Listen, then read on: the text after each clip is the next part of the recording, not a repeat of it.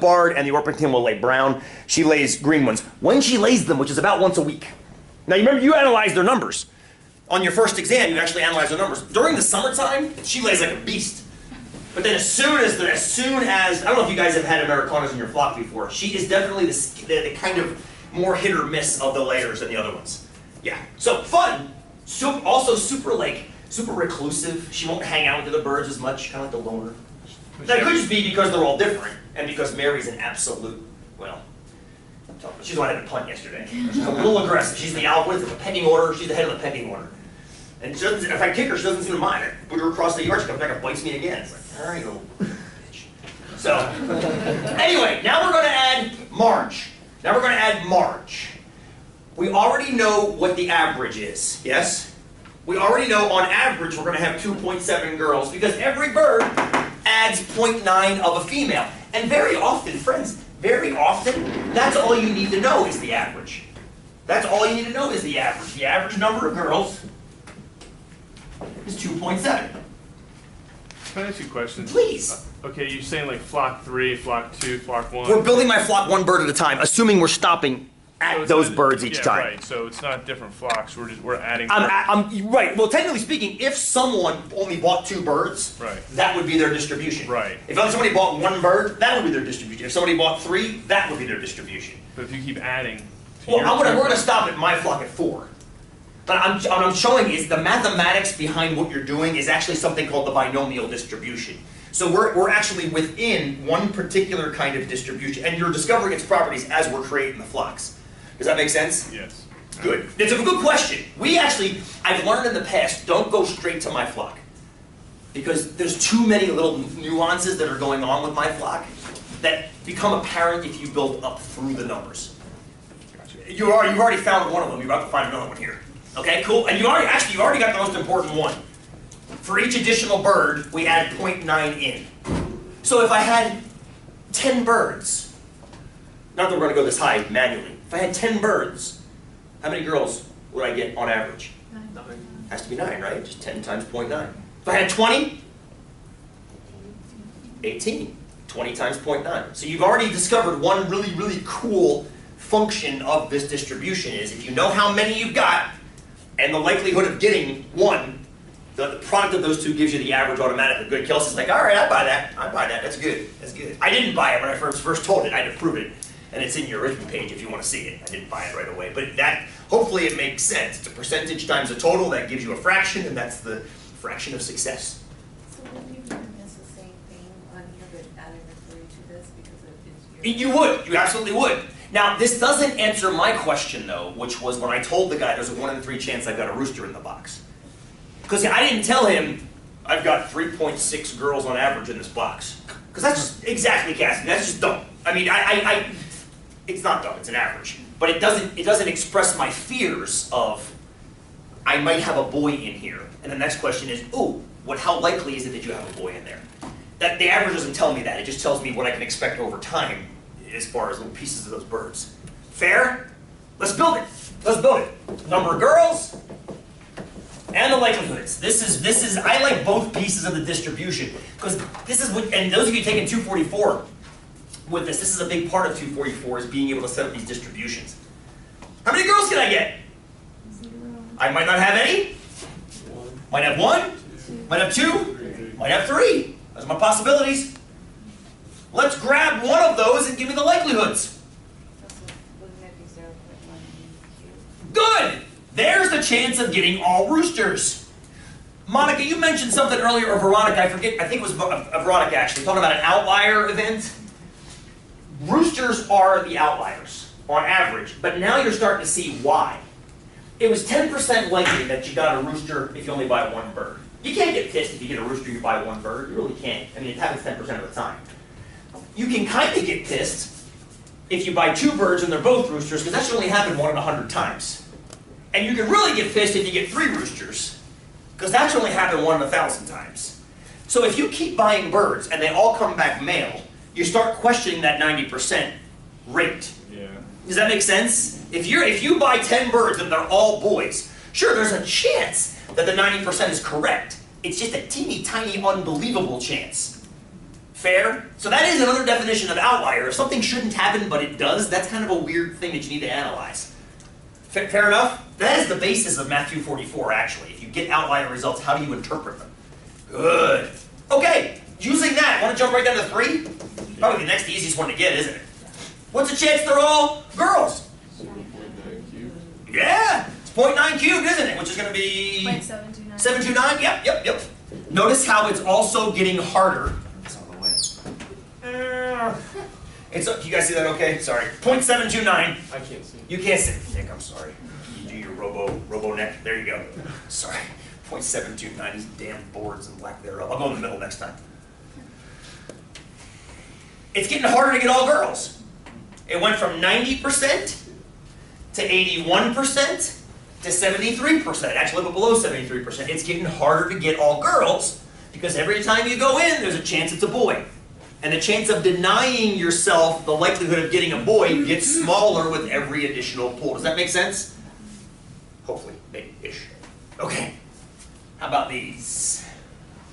Good. Look over here. This is a good model to work off of. Use this as a model for this one. Carly, go! It's going to be 0.9 times 0.1 times 0.1 plus 0.1 times 0.9 times 0.1. So, plus, let me make sure I understand. You said 0.9 times 0.1 times 0.1. Yeah. And then I heard a plus? Plus 0.1 times 0.9 times 0.1. Okay. Plus 0.1 times 0.1 times 0.9. So I just have a question. Well, first of all, how dare you? Why does that even make sense? Because that's not possibilities.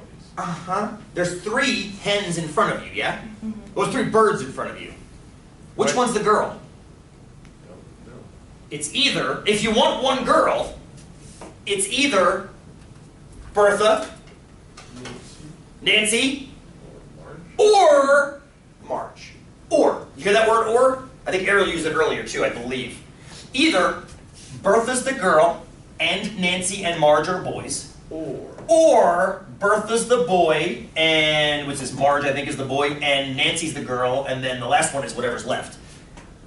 Does that make sense? Carly, your question now. So I don't know how to word this exactly. So to make it easier, I think we should. can you just find the probability that the first one's going to be a girl and multiply it by the total number of birds? Yes, I think we should start doing that, because this is going to get ridiculous. I mean, imagine if you've got a flock of 10 birds and you want 3 girls. It's like, oh my God, how many ways can we arrange them? It's just easier to figure out that number and multiply it by 1. Yes, please, let's do it that way, yes? So let's do exactly what Carly said. Can I take away this part here? Nothing wrong with it, it was correct. But what Carly is saying, let's figure out what number we'd have to multiply this by to cover all the possibilities. And that number in this case would be 3, because there's 3 places to assign that one girl. Either Bertha, or Marge, or Mary. Hopefully you realize that if we move the 0.9 and the 0.1 around, it doesn't change anything as far as the multiplication is still going to be 0.009. Is that fair? Is it like extra parentheses in there or something? It's all multiplication, so you don't have to worry about it. That's the beautiful thing. It's just that times that times that times that, which ends up being, it's like 0.027. I think that's right. Yeah. That's pretty small, yeah? 2.7%. You wouldn't expect that to happen very often if you bought 3 birds. If you did, you might question that 0.9 again. It's not as small as that, obviously, but it's not much bigger. Okay, how come there's 2.1s? 2. Oh, because if you got 1 girl and you bought 3 birds, there have to be 2 boys in there. Remember, you bought 3 birds. Right. One of them was a girl. The other 2 have to be boys. So it's automatically the 0.1 going It back. has to be, right? Because it's either a boy or it's a girl. We're ignoring that 1 in 10,000 oddity. Yeah. That's why you're always going to see 3 factors in all of these. Some for the roosters, some for the hens. Is that fair? So, Pat, think of it this way. Remember this was all boys? We took one of the boys out and put a girl in. Now we're down here. So they're still squared, 0.1 squared. So you could do that and then cube it. Exactly. How about right here? What's this going to look like? 0.9 times 0.9 times 0.1. We're going to have 2 0.9s, aren't we? Right. Because you have 2 girls, but there is a rooster. Because you bought 3 birds. You can't, what makes this different is, you can't keep buying until you get what you want. I sent Max in to buy this many birds, and we have to allot for which kinds we got. What's the multiplier out here? 3. A vote for 3, a vote for 3, a vote for 3. It's got to be, doesn't it? Think about why. Go to the board, go to the board. Go to the board, analyze it. I mean the pictures of them. There's 3 combinations. There's 3, I love that word combination. That's actually what it is. You'll see that in your project for Thursday. Okay, where are the girls? Either Bertha and March, or Nancy and March. Nancy and March, Or Nancy and Bertha. or Nancy and Bertha. That's it. That's all, right? You can also think of where's the rooster. That's the same thing, right? Where's the rooster? The rooster's either Bertha, Or Nancy. or it's Nancy, or it's March. So that's, I mean, you can look at it either way. They're the same. So it's 3. It's once again 3. Now, if you don't believe me, and I encourage you not to, make sure the numbers work. Make sure the numbers work. Yes, I know, Nick. It's thrilling. So at 0.81, 243. Did I do that right in my head? Yeah. That looks like it works. That's about 100%, or if not exactly 100%. Yeah. So 24.3%, that's 1 in 4 times, right? So if I send Max into the store 4 times. 4 times, we're gonna expect to get a rooster in one of those 4 times when he buys 3 birds at a time. You see what I'm saying, friends? You see what I'm saying? 4 times he goes in, 24% is roughly a quarter, roughly 1/4 of the time. And that makes perfect sense, because once I sent him into the store 4 times to buy 3 birds, how many birds has he bought? 12 total. Yeah. And according to the overriding probability we're using, 9 out of every 10 should be boys, or girls, excuse me. So 1 out of every 10 should be a boy. If he's bought 12, we should start expecting a rooster. Does that make sense?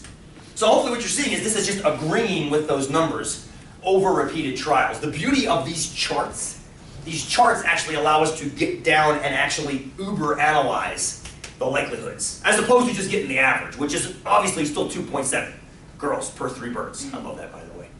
Ask me questions. Ask me questions. If you got them right now, you might not have them right now. Maybe you're happy right now, or at least content right now. Well, Go, please. it's in the middle of the number 4, so I can ask you. Good. Let's figure out my flock. Thank you, sister. Yes, and Pat, you're being very patient, because your point was, wait a minute, time out. You call this flock 1, flock 2, flock 3. All you're really caring about, Sean, is flock 4, your flock. Totally. But the point of it is there's some neat stuff going on in the building of the flocks that help us with flock number 4. And I think Carly has stumbled upon the truly cool thing with flock number 4. So I'm going to go over on this board and leave the pictures up for us. And actually start and stop it again.